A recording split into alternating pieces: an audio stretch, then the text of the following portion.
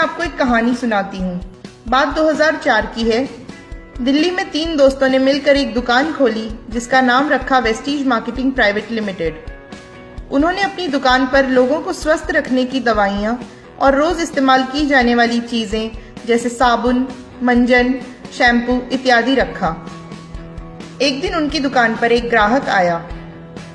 दुकानदार ने उस व्यक्ति को उसकी जरूरत के सामान के साथ एक बिल भी बनाकर दिया। बिल देखने पर वो व्यक्ति अचंभित हो गया क्योंकि उस बिल में सभी चीजें एमआरपी से 10 से 20% की छूट पर थी।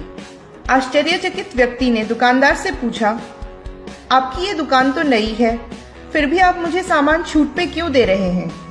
दुकानदार ने उसे जवाब दिया, सर हम अपने फायदे से ज्यादा आपका फायदा चाहते हैं। दुकानदार ने उसे ये भी कहा, जब आप अगली बार सामान लेने आएंगे तो हम आपका और फायदा कराएंगे।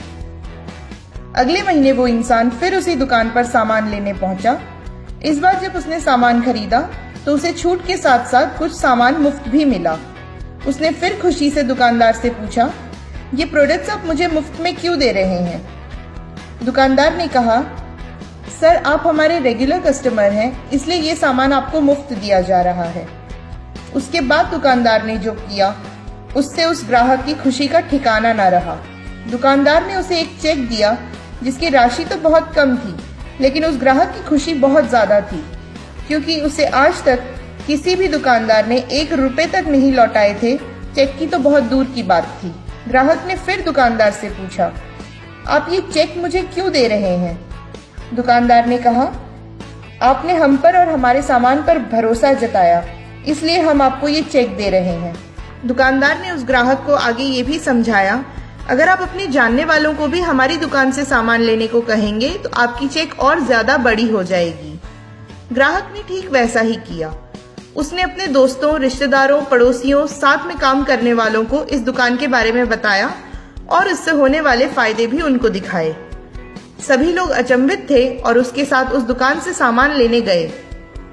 अगले महीने जब वो ग्राहक उस दुकान पे सामान लेने गया तो उस दुकानदार ने उस ग्राहक का स्वागत सत्कार किया और उसके अगले महीने की चेक भी उसे दी।